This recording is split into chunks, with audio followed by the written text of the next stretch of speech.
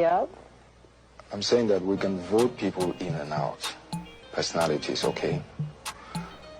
But my dear, what we need to do in this country is to establish a situation where even if it was the devil who should come and sit on top of us in Ghana, by virtue of certain procedures, certain practices, the devil cannot get away with doing whatever he wants. He would necessarily have to do what the people expect of him. In the sense that what I'm trying to say is that there was a time when we saw the white man, our colonial powers, as our enemies. But I think, no, not that I think, something that is worse than an enemy is a traitor. Yes. And when we won our freedom, some of our countries were led by some of the most noble nationalists, of our time. But at the same time, with the passage of time, some of them became treacherous and rather betrayed our aspirations. In effect, what I'm trying to say is that as bad as an enemy can be, I think something worse than an enemy is a traitor. We've ended up evolving in the process of trying to modernize. We've ended up being westernized to the point where, as I sit here before you, when I wanted to even name my children African names, heroic names, I'm a Catholic. The Catholic Church, or that character, back at home, said, no, I cannot. They'll have to be Catholic names. I mean, those Catholic names are European names. I went through an argument with this priest, and I said, listen, I have a right to my identity. Don't take away my identity. Okay? I mean, Christianize me if you may, but don't westernize me. There were times, my wife and I is a great graphic artist. We made some beautiful Christmas cards that depicted Christmas in an African setting. And 3 people in a room. By the following morning, 1 was dead. And the other 2 who were alive were arrested and taken to court.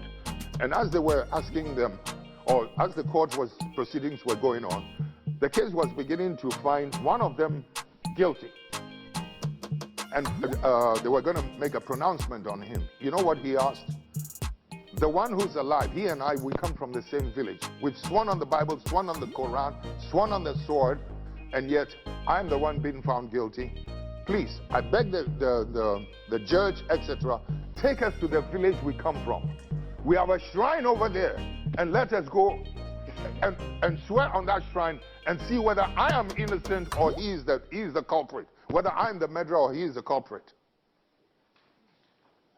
That's all the question I asked these Catholic priests. They could not answer me because they know you're not going to swallow any poison, but they know that we don't fear that Bible, we don't fear that Quran, but when it comes to our shrine, that one we dare not joke with it, we'll go and tell the truth. The white man who brought the Bible into my country, your continent, the Muslim who brought whatever it is, he's the same person who has gone and invented the lie detector test, the chemical interrogation test. I would dare you to go and line up some of your finest policemen, some of your finest editors, some of your finest, judges. Make any allegations against me, you included. Whatever questions you want to ask, take me through a chemical interrogation. I will be the one who will pass. I wonder how many of you will pass. You know something, Chief? If we can learn to be bold enough to restore the value of truth in our society, then we will have justice. Without truth, we cannot get justice. We cannot get justice. And that's why we're suffering.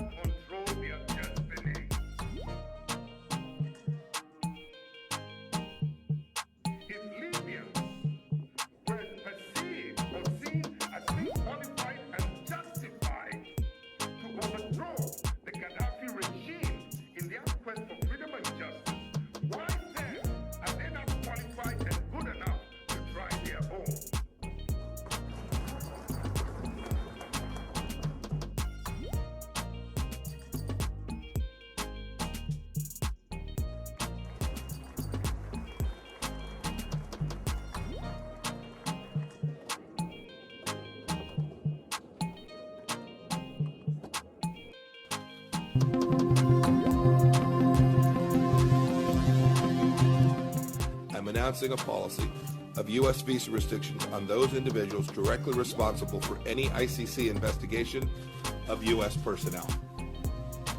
This includes persons who take or have taken action to request or further such an investigation.